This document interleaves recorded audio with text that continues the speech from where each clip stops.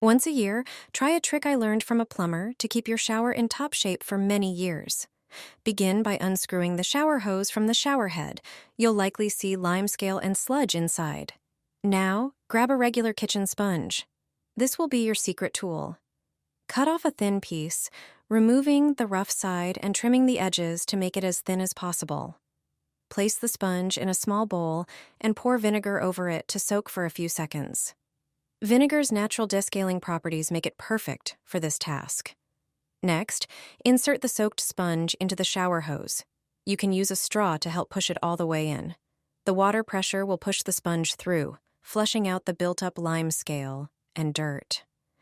This simple sponge trick will thoroughly clean your hose. For the shower head, you can remove any mold or limescale by adding a tablespoon of baking soda inside, followed by a little vinegar. Place the shower head in a sealed bag, adding a cup of vinegar.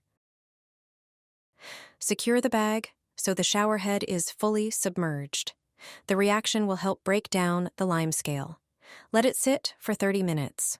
You'll see floating limescale bits inside.